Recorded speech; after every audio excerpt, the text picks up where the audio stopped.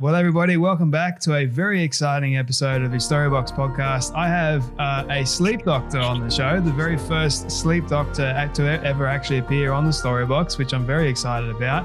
His name is Dr. Michael Breus. Now, he has got a Ph.D, which is highly more qualified than what I am in any facet of my life, but he's also a clinical psychologist and both a diplomat of the American Board of Sleep Medicine and a fellow of the American Academy of Sleep Medicine. He's one of the only 168 psychologists in the world to have passed the Sleep Medical Specialty Board without going to medical school, which is, how in the world did you do that?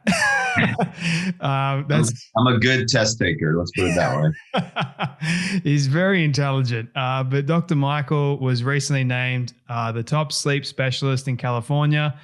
He's written number one Amazon all-time books, The Power of When, which was released back in 2016. He's got another one, his second book, The Sleep Doctor's Diet Plan, Lose Weight Through Better Sleep, which I'm very keen about. His other book, Good Night, The Sleep Doctor's 4-week program to better sleep and better health, was an Amazon top 100 bestseller, which is a pretty cool achievement. You've been on the stage with Storybox alumni in Tony Robbins at his Unleash the Power Within as well. You've been on medical shows such as The Doctor, The Doctors, The Today Show, Kelly and Michael, so many. You have a specialty in talking about the science of sleep and peak performance. You also have a very popular Mind Valley course, which is titled The Science of Better Sleep by Dr. Michael Breus. Now, I am very excited to welcome Dr. Michael Breus to the Storybox podcast today. Thanks for having me, dude. I'm excited to be here. I'm excited to have you here. Now, my first question to you is, how did you sleep last night? I slept okay. I had dental surgery 2 weeks ago, and so I had to have anesthesia. And it's been really interesting. I had never experienced this before. I'd never been under anesthesia before, but I had post anesthesia insomnia. So I was waking up at 3:30 in the morning, not able to return to sleep. So it was very interesting. But last night was the second night in a row where I slept normally. So I'm in good shape. Well, I actually love going and being put to sleep on the operating table. I love having that groggy wake up. No, thank you. So can you tell me about, what actually happens when you go under, like when you're given that sort of drug to go under? Well, it depends upon the drug, of course, but basically what happens is, so to be clear, anesthesia and sleep are not the same thing, right? And so anesthesia is where you poison the body to a point of unconsciousness where it's extremely difficult to arouse the body to the point where you can actually slice the body wide open, so on and so forth. That is not sleep, to be clear. That is an anesthetized state, almost like a coma. Would be in such certain ways. So when you think about sleep, you can think about it on a continuum, right? There's actual sleep, but then there's the death, right? Would be the other end of that continuum. And so there's a lot of space between here and there. And anesthesia kind of puts you in the middle. Right. So I'm fascinated by all this stuff. And I want to go back a little bit and ask you my very first question, Sure. Which is, what does success look like for you? In terms of my sleep or in terms of my life? In terms of your life and even in your sleep? Well, for me, I would have to say that fairly recently, probably within the last 2 to 3 years, success in my life is balance. That's what I would consider success in my life to be. I had a very unbalanced life for a very long time, and it definitely caught up with me. And so now I seek balance. And so I do things differently now than I ever did before. Examples of that are every morning I wake up at exactly the same time every single day. And that has actually been quite helpful on the sleep side, but also on the life side. That also affords me time to do breath work every morning, meditation every morning, spend time with my dog every morning before I start my day. And that kind of sets me on a balanced path of the day. And that way I can be helpful to people, but I can also handle, my lifetime situations as well. So balance is probably the biggest thing for me. I'm fascinated by this word balance because I myself struggle to get this balanced lifestyle. And I'm always interested, can we actually really achieve this proper sense of balance and what that actually really looks like? Is it individualized for each person, or can every single person actually achieve balance in one's life? I would argue that I think number one, everybody can achieve it. I don't think it is an unachievable. I don't think you are genetically unbalanced, although you might argue that people with significant mental health issues, schizophrenia, things, not that they would be considered mentally unbalanced. It's not the right terminology that I would use, but in this particular part of the conversation, that might be a tough thing for some of them to achieve. When you talk about balance in general for the non-mental health group, I don't think it's a non-achievable thing. I think a lot of it has to do, at least in my case, discipline. Really had to do with figuring out what the right things for me to do were, and then the consistency in which to do them has really, I think, played the role. But also I had to have a safe enough environment to try new things to figure out what I needed. And that was not easy to achieve. I had to do something very specific to get to that safe environment to do that. So what did you have to do? What was the specific thing that you needed to do in order to get there? I joined a men's group. Okay. And so I have a group of guys that I talk to, hang out with every single day. And they create a safe space in which for all of us to explore and create whatever we want to do, whether it's breath work or meditation or, learn a firearm or, go rock climbing. It's just, places where you can be with other people who will allow you to not have to be perfect all the time. Unified accountability. Yeah. I like it. So when did you find this interest? Because you're also a psychologist, you're not just a sleep doctor. So right. When did you get the interest? Did you always want to be a psychologist? And then secondly, where did the interest in sleep doctor come from as well?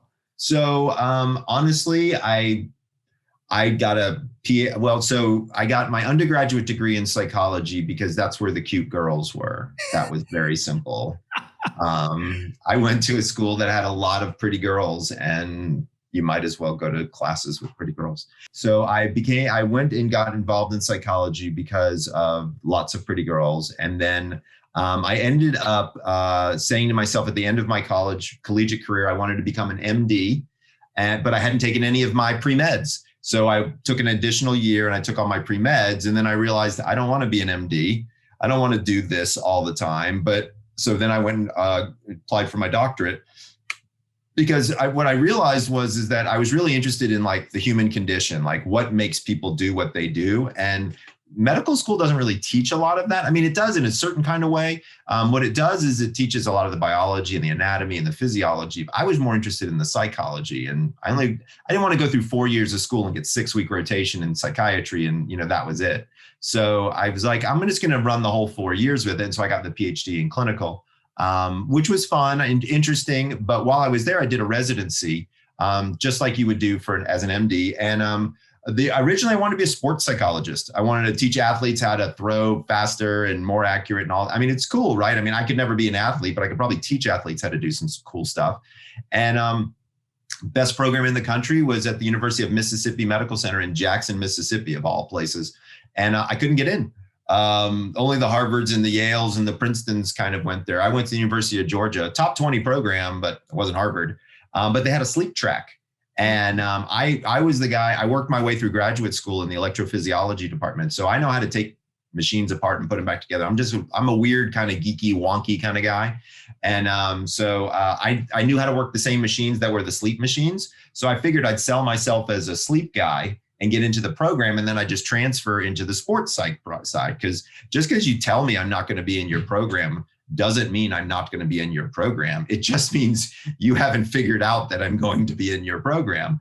And so I applied for the sleep position and I got it. And when I got there, I said, hey guys, I want to transfer. And they said, hold tight. You got to do this for the first 6 months. And by the third day, I absolutely fell in love with clinical sleep medicine. I knew that was exactly where I wanted to be. So I've been in love with it ever since. It's cool. It's fun. It's interesting. Honestly, it works like this. Like when you can help somebody with their sleep, it's amazing. I mean, you change somebody's sleep, you change their life. 100%. Now, I personally love my sleep. I am known for going to bed very, very early. and waking up very, very early. My friends say it's a bit nuts because they're night owls. And I'm like, nah, I don't do it. I find more energy early in the morning rather than late at night. That's when my brain just sort of. Yeah, well, you're an early bird. You're what I call a lion.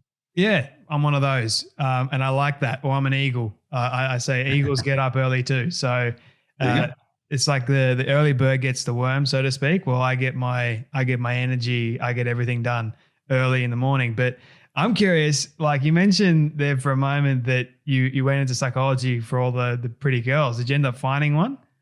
I did. She was just talking to me a minute ago. So you got me for about 20 more minutes. It was funny. I met my wife on a blind date set up by our mothers.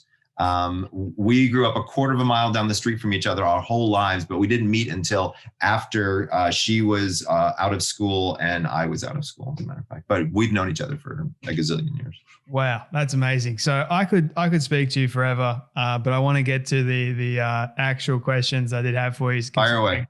I've only got 20 minutes left with you. So you talk a lot about sleep disorders and specifically in peak performers as well. I think there's over like 80 something sleep disorders. Is there one specific one that is the worst one out of all of them, or all of them pretty bad?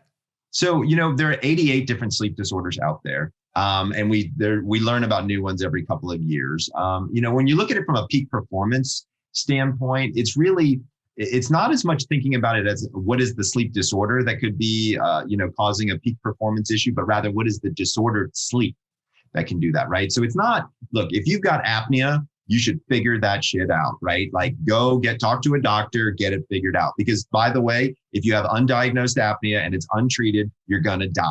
Okay. I'm just going to be quite that blunt about it. I've seen it happen hundreds and hundreds of times. So stop being ridiculous. I get it. You might not want to, go to sleep with a mask on your face. There's something new out there. There's actually several new things out there that could be great.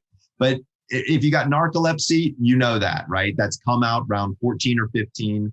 If you've got insomnia, that's something that can creep in depending upon stress and things of that nature. And I think that's really probably the peak performer's biggest foe if we were thinking about a sleep disorder. But I think a lot of peak performers, they just get crappy sleep because they do stupid things like they jolt up on caffeine and energy drinks and stuff like that, right? Or they're like, okay, I'm going to party with my friends. And if I play, if I work hard, I'm going to party hard. So I'm going to drink until I pass out. Well, clearly that's not good for sleep. So it's like, I'm not saying don't have fun. Like you can have as much fun as you want, but balance. There are consequences to everything that you do. If you want to drink, I would say stop drinking 3 hours before bed, keep it to 2 to 3 drinks. You'll sleep fine. You'll still enjoy yourself. And what's the problem? So where do these disorders actually come from? Is it more of a genetic imbalance, or is there something more to it than that? So it depends on generally speaking, a lot of the sleep disorders are genetically, at least partially based. Sleep apnea, when you look at craniofacial morphology, it's passed down from generation to generation to generation. It's a great book out now by James Nestor called Breath. If you're familiar with it, James is a friend of mine. Oh, is that back there? I can't see. I don't have my glasses on. Yeah. Oh, look, you got McConaughey's book back there too. Greenlight. That's a great book. I just finished it. Fantastic stuff. But I mean, that's genetically speaking. Insomnia could be environment, right? It could be nurture versus nature, right? Did I say it right? Yeah, nurture versus nature, right? So it could be your external environment, not a genetic thing that's going on. So it depends on the disorder. So how do we actually fix people? Is it actually fully curable? Are all these disorders curable? For the most part, well, let me to be clear, they're treatable. I'm not convinced any of them are curable. I mean, there are some people that I can fix their sleep, and it doesn't require much else. But there's some people where it's a Band-Aid for an extended period of time, right? So why is that the case? Depends on the disorder. So if it's apnea and you've got anatomy that's in your way, there's only one way to cure that, and that's to cut it out. Well, a lot of people don't want to do surgery, and quite frankly, surgery doesn't have great odds. So that might be one of those ones that you have to treat for an extended period of time, where you might be able to cure something like insomnia or a nightmare disorder if you're able to process through the emotions of the nightmare, as an example. So speaking about sleeping in general and why we actually need sleep. Now, it's kind of obvious, like body reset, everything like that. But have you ever looked at like the main question or the big question is why sleep? Like, can't we just, do something else? Yeah. Well, I mean, look, every creature that has a vertebrae has a period of what we call quiescence, right? So there's a time of shutting down, right? And so there's several different theories. Matthew Walker wrote a book about it. Unfortunately, he never answered the question. He didn't need to look at the book. He never answered why we sleep. We'd love to know, Matthew. I mean, like, here's the thing: is I don't think we're gonna know it. I think it's multifactorial. I think there's a whole host of different bodily functions that occur. I think sleep is, again, in every animate organism on Earth. If it moves, it probably has to have a time to not move, right? And so I think that we may never know all of the reasons why we sleep, but we sure as heck know what happens when we don't sleep. So speaking about actually going to bed and the best times to actually go to bed, I want to have this ask this question for all my friends out there that annoy me with the going to bed early. Is it better to go to bed early and wake up early, or is it better to go to bed later and wake up later? Neither. It's better to go to bed based on your chronotype. So if you know what your chronotype is and you go into your chronotypical swim lane for sleep, that's the better performer. So you're an early bird. So there's no way you should be going to bed late, because genetically speaking, it's probably not true. If you don't know, do 23andMe or do Ancestry.com. It says it right there. It'll tell you if you have the aberration. It's on the PER3 gene. If there's a flip, you can be early, or if there's a flip the other way, you can be a night owl. And so that's some of the basics of it, but it's very simple. If you go to chronoquiz.com, you can figure out your chronotype right away. It'll tell you exactly when to go to bed. Can you change your chronotype? No, it's genetic. Oh, good. I'm happy with that. So speaking about that, why is it like when you're a kid, why is it that some babies sleep better than other babies? Is it once again because of the chronotype? Well, it's different. Well, those are two different questions. So number one, everybody goes through all the chronotypes throughout their lifetime. So when you're an infant, you're an early bird. Then in your toddler years, you become in the middle. And then as a teenager, you become a night owl. Then you lock into something, and then you go fast forward to later times where you're elderly, like me in the 50s. And then what you'll see is you'll start to go backwards and get earlier again. So you actually go through all of the chronotypes. The reason that children don't sleep well, there's 100 reasons why children don't sleep well. But to be clear, there are some children who are born genetically with a temperament that is not good for sleep. And so there are some children who genetically do not sleep well, period. Now, I am running out of time. I would love to have you back on to sort of continue this conversation, because I've got so many more questions for you. But I guess my rounding off question to you would be, for someone like myself that wakes up during the, different hours of the night, my circadian rhythm and that sort of stuff, what advice would you give to me? So I would use it to your advantage. So number one, whoever tells you that you're going to bed too early is an idiot. That's number one. So let's just get that clear and on tape. For any of your buddies who are giving you shit, have them listen to this right here, right now. I'm a doctor. I'm one of the best in the world at what I do, and you're doing the right thing. Okay. So let's just clear that air right there. All right. That's number one. Following your chronotype, here's the clue, is because now you'll start to understand when is the perfect time of day to do certain stuff for you. And you've already said it in our conversations. You know that certain times of day you can get stuff done because you're awake and you're alert and you're popping and you're moving. That's the advantage that you're going to have. Follow your chronotype, dude. Don't listen to what those other people are telling you, and take that time and also use some of that time, not just for your career success, but for your personal success. So like, how I do meditation and breath work and stuff like that. Use some of that time for things that are important for you, or explore something new that you want to try. Nobody's awake, dude. Figure out something cool to check out. And then by the time everybody wakes up, you'll be even further ahead. What has been the worst sleep advice you've ever been given? Me personally? You personally. That I've given to somebody, or that I've been given to me? Let's do both. So the worst sleep advice that you've given to someone and the worst you've ever gotten.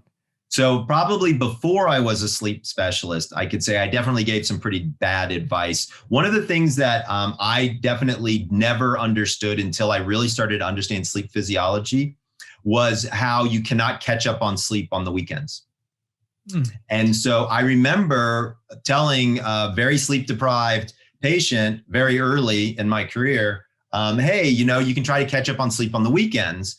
If you're not able to get sleep during the week. And the studies have now confirmed that that is a terrible idea. Nobody can really catch up on sleep on the weekends. And so I'd have to say that would definitely be one of the things. Advice that I've gotten that I think has been pretty terrible for sleep has probably always surrounded alcohol, which is, 3 drinks and you should be just fine on an airplane, Michael, that kind of thing. So I would say that those are the biggies, right? Is, the controversial areas of what is sleep debt? How does that work? And then, when you don't know, or people figure out what works for them, but might not be the healthiest thing in the universe, it's probably surrounding alcohol. So tell me about why, specifically for someone that, can't catch up on the weekend. Why is that such a controversial thing, like sleep debt? Yeah. So it seems like we argue about it back and forth within the sleep community. Like every 3 or 4 years, people say you do have it and you can make it up. And people say you don't have it and you can't. There was a study that came out this year, I believe, that I think really settled it for me. So they followed, I think it was either 26 or 32 people for 6 weeks, right? You are allowed 5.5 hours of sleep during the week, 8 hours of sleep on the weekend. Okay. Very highly monitored. They knew exactly how much sleep each person was getting. The interesting thing was they monitored memory, attention, focus, and mood. All right. In this cohort of people. And of course, as you would imagine, week 1, it was high. Then week 2, it gets worse. Then week 3, it gets worse. Week 4, it gets worse. Week 5, it gets worse. Here was the most interesting thing. That was kind of predictable. When they were testing people on the Monday after they got their weekend catch-up sleep, everybody thought that they were killing it. They thought that they were at 100%. And when they were doing reaction time tasks on them, they were detriment. And so their brains were fooling them that they were more alert than they actually were. When you stick those types of people in a driving simulator, by like week 4 or 5, they're going to hit somebody. Right. And so that's really what this study really showed was, hey, guys, look, you can try it. But at the end of the day, if you just could get a consistent amount of sleep every single night, life would work.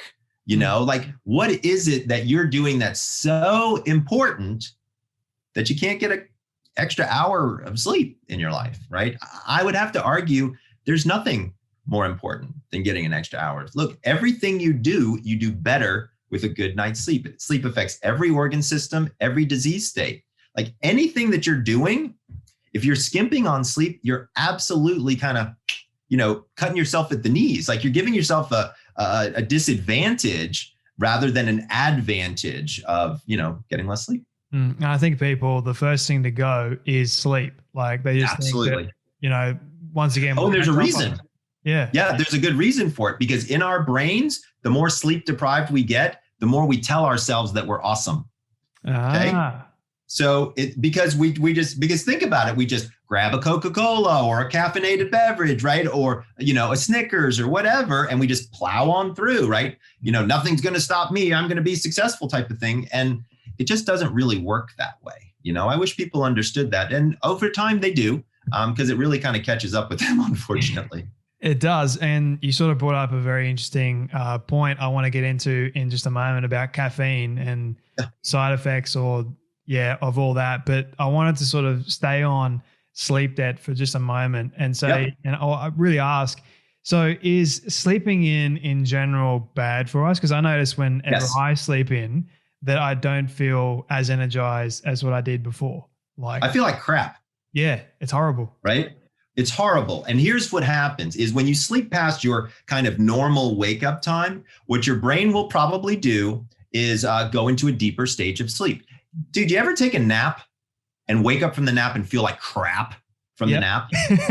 That's what happens when you sleep in on Saturday morning or on Sunday morning, right? That's the phenomenon. It's called sleep inertia, right? And what it is it's melatonin continuing to be produced by you sleeping in, right? Melatonin has a very finite cutoff point, but then if you decide to keep your eyes closed and you keep it dark, guess what? Your brain will just keep producing it, right? And then you have a problem, because then you try to wake up in the middle of, new melatonin production and you're dragging ass all day. So napping in general is not good for us. I don't nap at all. So here's what I'll tell you. There's a couple of different kinds of naps, and some of them are good and some of them aren't so good. So first of all, nobody with insomnia should nap. It's a terrible, terrible idea. You lower your sleep drive, just makes it harder for you to fall asleep at night. Just don't do it. Now, if let's say you only got 5 hours of sleep last night for whatever reason, you had to wake up early, catch a flight, or be on a presentation, what have you, taking a 25-minute nap during the day, it's not the worst idea I've ever heard. Okay. If you go over 25 minutes, you're in that whole dragon ass scenario. The only way to get past it is to go 90 minutes, which is a full sleep cycle, roughly. Okay. Now, to be fair, everybody's total sleep cycle is a little bit different. And so you could still wake up after a 90-minute nap and not feel so great. That's why I prefer the 25-minute kind of power nap. It seems to work the best. Now, we also know there's a time of day that's best for napping. Like if you got a nap somewhere between 1 and 3 in the afternoon, what happens is we have a temperature drop that occurs in the middle of the night. Temperature goes up. As soon as it crests, melatonin gets kicked off. Turns out we have a small dip between 1 and 3 in the afternoon, and there's a slight spike in melatonin. And so that's why people get sleepy. By the way, the easiest way to avoid that, go outside in the sunlight. When sunlight hits your eye, it turns off the melatonin faucet in your head almost immediately. So if you feel it, if you get sleepy every day around 12:30, 1 o'clock, have your lunch outside. You'd be surprised. It'll work. That's interesting. I didn't know that. So where does, I've always been fascinated by what determines how much melatonin we have secreted in our system. So if someone has low melatonin, what usually is the cause of that? Well, that's an interesting question. So melatonin deficiencies, which is, I think, what you're describing, can occur for a whole host of reasons. Number one, age. As we age, our bodies just don't produce as much melatonin. We don't have as high a quality sleep. It has an effect. Also, melatonin changes timing over the course of time, right? And so you ever notice how older people, they're eating dinner at 4:30 in the afternoon? Yes. Right? It's because their internal biological clock is going earlier, not later. But if you were a teenager, you'd never eat at 4:30 in the afternoon. You'd rather eat at like 9 o'clock at night, right? Because your biological clock is in the opposite direction. So one reason that we see changes in melatonin production is of course, with age. Other things, stress. Stress will absolutely slow down melatonin production. There's some interesting data behind that. Caffeine, which is something that you said you wanted to double tap on, that actually has some effects on melatonin as well. You'd be surprised how many things can have an effect on melatonin, but it's all the things that you would think that would, because it's all the same things that affect sleep. Caffeine, alcohol, timing, all of those things are going to affect sleep, and they're also going to affect melatonin production. It's funny how you mentioned how older people have dinner at like 4:30. Like I have dinner at like 5 o'clock or 5:30. So it must mean that you're an old man waiting to be. Old man, just pretty fast coming to me. But okay, let's double tap on the caffeine for a moment, and I want to dive into the sort of the science behind it, because I don't drink coffee, I don't have caffeinated drinks, I don't have like any of the extra stuff, and yet I'm a bundle of energy usually in the morning, and then come nighttime, I'm off. So. What does caffeine do to our system? What does it do to melatonin? From a sleep perspective? From a sleep perspective. So from a sleep perspective, it's kind of interesting. And so when you think about it, so let me back up for a second. So there are two systems in the brain that cause you to sleep. One is called sleep drive. The other is called sleep rhythm, right? Rhythm is the circadian rhythm. You and I have talked about that before. Yep. Sleep drive is rather interesting. So it turns out when a cell eats a piece of glucose, something comes out the back end. One of those things is a property called adenosine. Adenosine works its way through your system and ends up in a very specific receptor site in your brain. As adenosine accumulates, you get sleepier and sleepier and sleepier, okay? That's how sleep works. Now, caffeine is an interesting molecule. It turns out if you look at the molecular structure of caffeine and the molecular structure of adenosine, they're off by one molecule. Only one. That's only one. Isn't that bizarre that the thing that makes you sleep and the thing that makes you awake are off by one molecule, right? So here's what's fascinating is caffeine fits perfectly into that receptor, into the adenosine receptor site, because it's only off by one molecule. And so as an example, one of the napping tricks, so we're going to combine napping and caffeine right now. One of the napping tricks that I tell people about is called a napa latte. So here's what you do. You take a cup of drip black coffee, just throw in 3 ice cubes just to cool it down, slug it, then take your 25-minute nap. Here's what happens. Your brain burns through the adenosine. The caffeine is waiting in the wings. It clicks in. You're good for 4 hours, guaranteed. Wow. Because it's blocking the adenosine. That's what caffeine does, is it blocks adenosine. So does caffeine also affect getting into one of my all-time favorite parts of the circadian rhythm in dreaming? Like, does it stop you from doing that?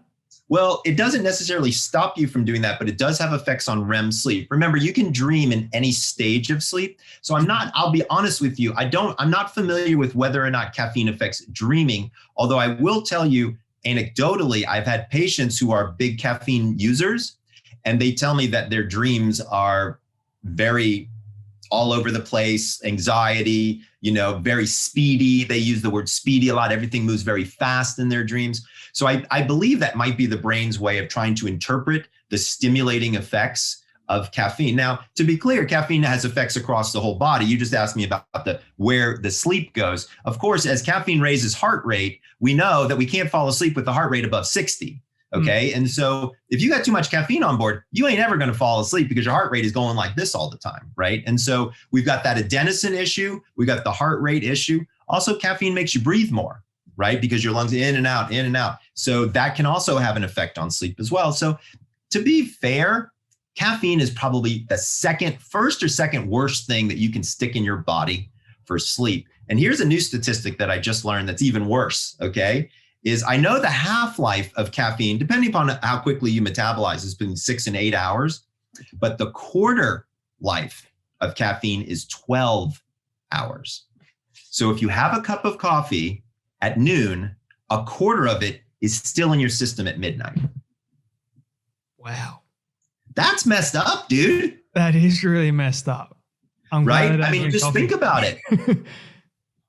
People are messing up their sleep at 9 o'clock in the freaking morning and not even realizing it, right?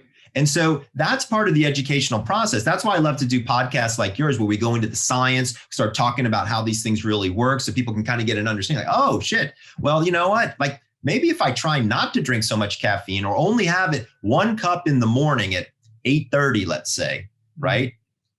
Let's see what happens there. And what I always tell people is the only way you know if you're getting good sleep or bad sleep is if you decaffeinate yourself, right? Because we don't know what it looks like. I'd like a level playing field, right? And it's hard to get when somebody's drinking caffeine. Now, I want to sort of ask you a question about sex drive and about your hormones. So speaking about caffeine, does caffeine impact your sex drive, your hormone levels, everything like that? I would, since it's not my area of expertise, but I would say, giving a reasonable scientific guess, I would say yes.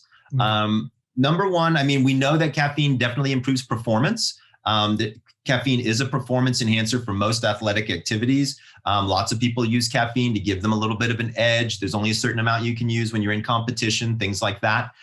So I would say that more than likely, it probably helps with performance on some level, but also it could eventually cause performance detriments, I would imagine, with too much caffeine on board and things like that. Because you've written a book that talks about the perfect time, or the exact time for us to actually have sex and run and do all that sort of stuff. So when is the perfect time? Does it go again on the person's biological thing, or is it? So it's different for each person, and there's some people that I don't recommend caffeine in. So if you remember from my book, we have 4 chronotypes. We have lions that are early birds, bears that are in the middle, wolves that are night owls, and dolphins that are insomniacs with anxiety, right? So I can tell you right now, you already know which one should never have caffeine, right? Insomniacs with anxiety, right? So like that's one thing that those types of people, and I get it, they're exhausted, they're tired, it's not going to do you any good. It's just going to make you jitter more, right? So from a chronotypical standpoint, that's a group that I would say probably doesn't need to have caffeine. But if they're going to have one, there's a time in the morning, there's a time in the afternoon. Basically, it's roughly 90 minutes after your wake up time. And there's a reason for that, right? And so in order to wake up, you need two hormones. You need adrenaline and cortisol, and they kind of go whoosh, and they wake you up.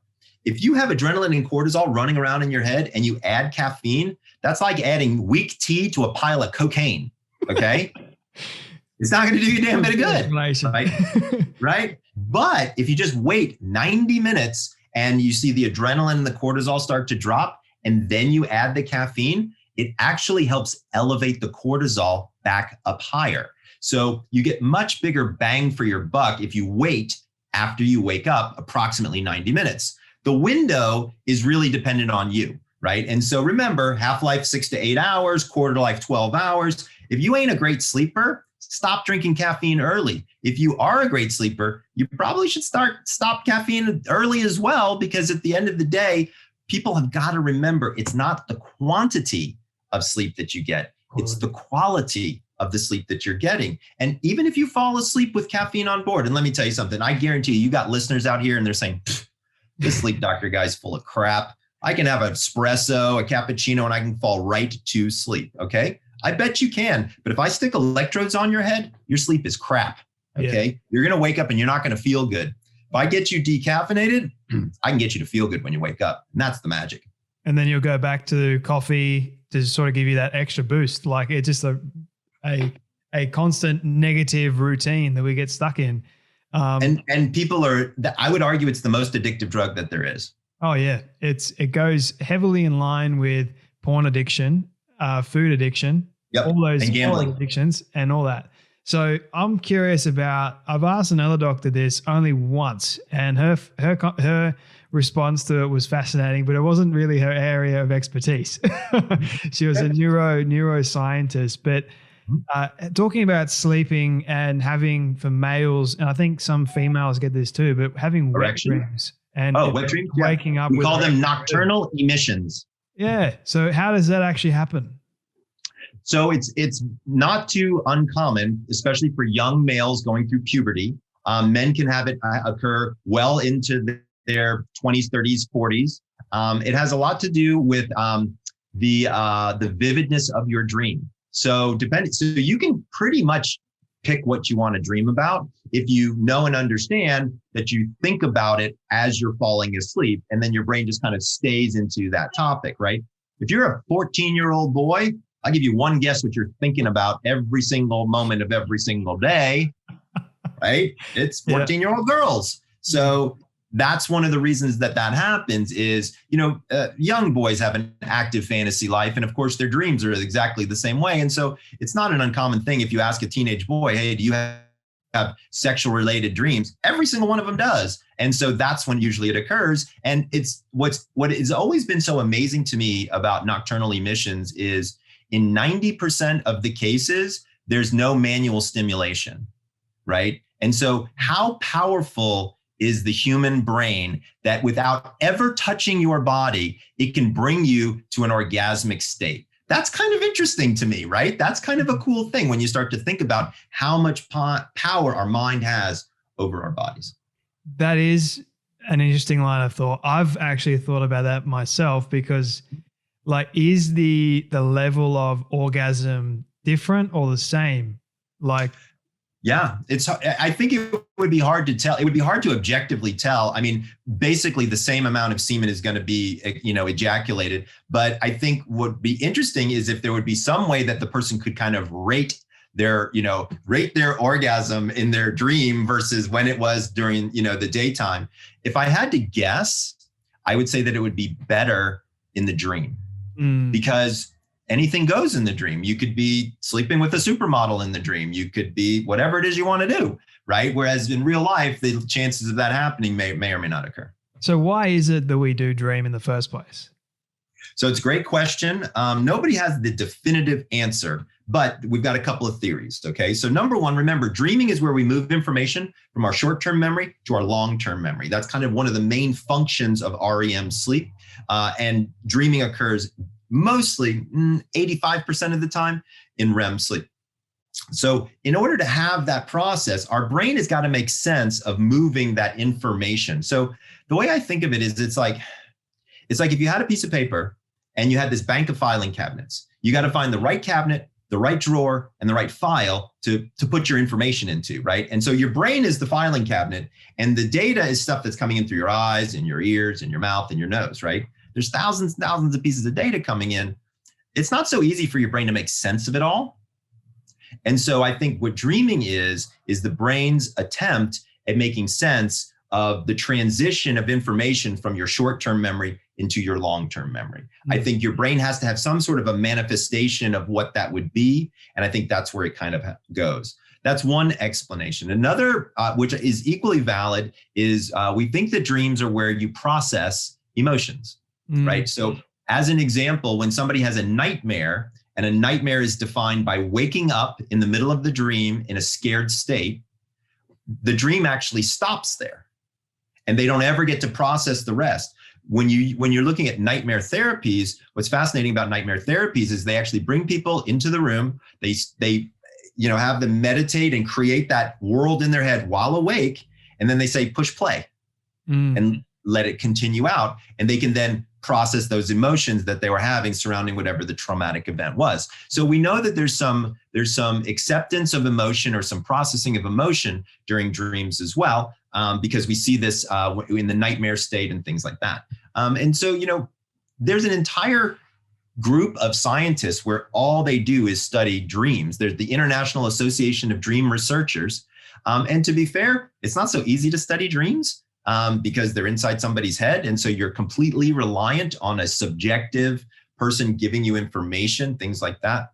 I will tell you, I worked on a very interesting project with lucid dreaming, if you're familiar with what lucid dreaming is. Yeah. So for listeners who may not know, lucid dreaming is where you actually gain consciousness inside the dream. So you realize that you're inside the dream, and it's like Inception, that movie Inception with Leonardo, whatever, DiCaprio. It's like that, right? So what's interesting about the project that I worked on is we created a goggle, and we could reliably induce lucid dreams in anyone we wanted, right? Wow. So you could put this goggle on. It had certain things that it did. I can't explain it all because it's all NDA and all that kind of stuff, but it put people into this lucid state. But that wasn't the most interesting thing that we did. The most interesting thing that we did was we were able to communicate with the dreamer. Damn.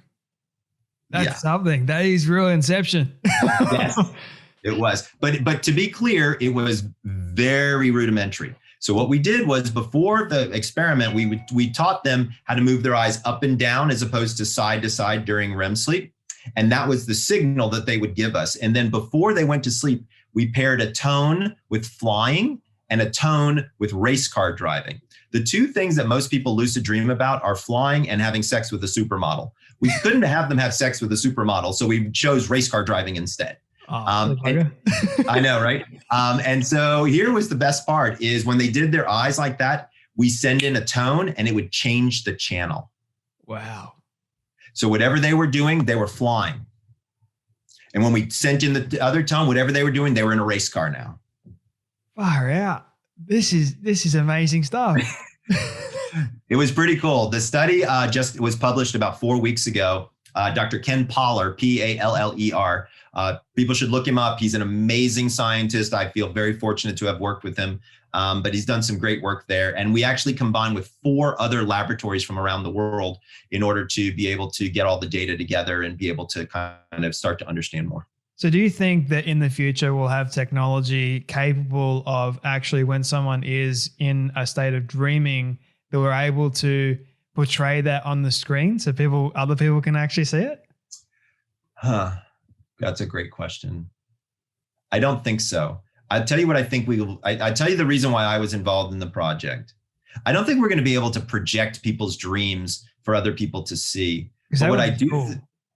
That would be cool, but I'm not sure what the utility of it would be. I was interested in it because, as an example, I want to get rid of antidepressant medication. Mhm. So wouldn't it be cool if you could drop in and do therapy inside somebody's head without having to give them a pill and make them toxic for the rest of their lives, right? Good. Yeah. Right. So that was my kind of thought, was if we can get communication into the subconscious during dream state, we might be able to really understand things like depression, anxiety, schizophrenia. We just don't know what's going on in the dreaming state in anybody yet. And so I'm very, very curious to see what, I mean, don't get me wrong, there's some cool shit that you can do, but aside from all the cool stuff, I definitely am interested in seeing if we could utilize this for a therapeutic use. Imagine what you could do with trauma. Like that would be Exactly. Yeah, that's so cool. Exactly. Like a rape victim. Like what could you do for somebody who underwent a terrible rape? I mean, all rape is terrible, but you know what I'm saying? So those are the kind of situations where you start to think, you start to go outside of the realm of just how do you get good sleep. And you realize that, we're talking about the brain here. We're talking about the mind. We're talking about just the essence of humanity and how does that work? The brain, the mind, both of those things are so powerful. Like there's so much to actually uncover. Like people are still trying to figure it out. And that's amazing how we've got so many years of very smart individuals like yourself that are studying it, but still have so many more questions to go. Like that's incredible. It's fun. It's amazing. I enjoy it. I love this stuff. Like, even though I'm not a scientist or a doctor, I love learning about it because it fascinates me, the level of the human mind, the body, and just how we were created in all honesty, like the sheer extent of it. If you think about it, it's the most amazing thing that's ever happened. Like the human being is the most amazing creature that there is. I mean, just think about it from an evolutionary perspective, right? I mean, we do things that I'm not aware of any other creatures that can do them. And so it's a complicated form. And we have to keep it, running well. That's kind of the goal. And doing our best to, like, which kind of leads me to my last final questions. Okay. So diet, exercise, and all that sort of stuff, and how that affects your sleep. So what should we be eating? How much should we be exercising? Because they say that sleep starts when you wake up in the morning, and how much you exercise and what you eat. So what should we be eating? 100%. So I've written extensively on vegetarian, vegan diet, paleo diet, keto diet, and how sugar affects sleep. So we don't have to drill down into all of that because people can read those blogs and start to understand it. But here's the bottom line is you need to understand the fuel that you are putting into your body. Okay.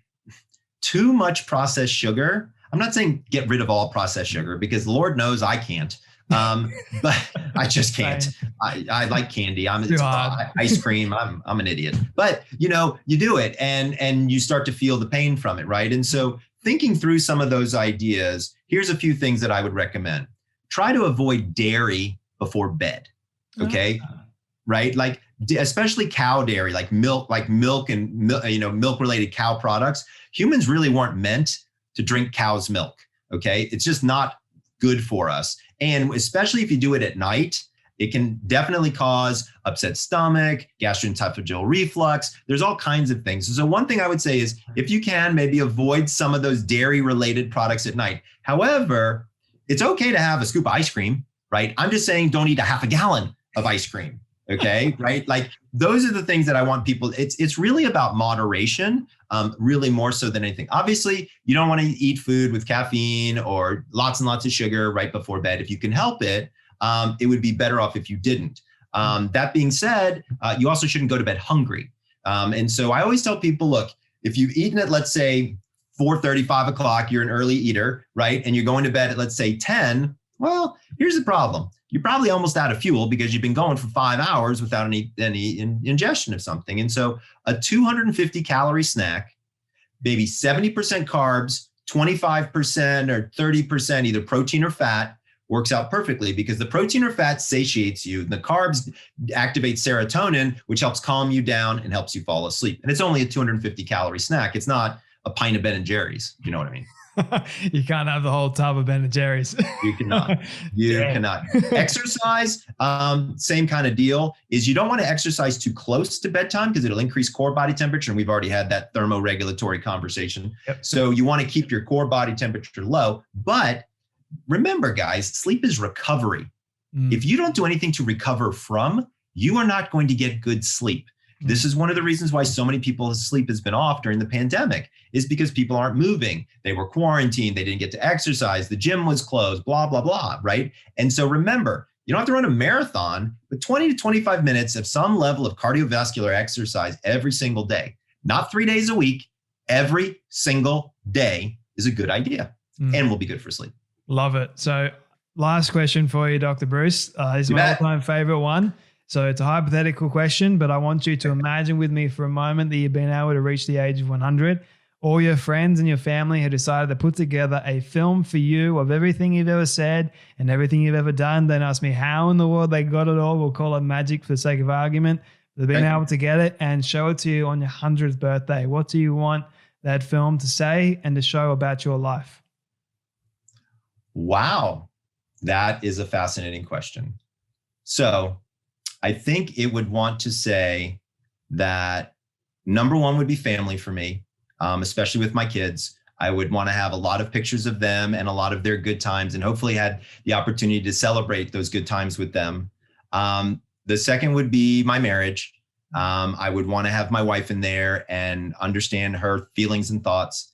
And then I would want to have made a real substantial contribution to sleep and to helping people. And I'm fully planning on living to 100, just to be clear.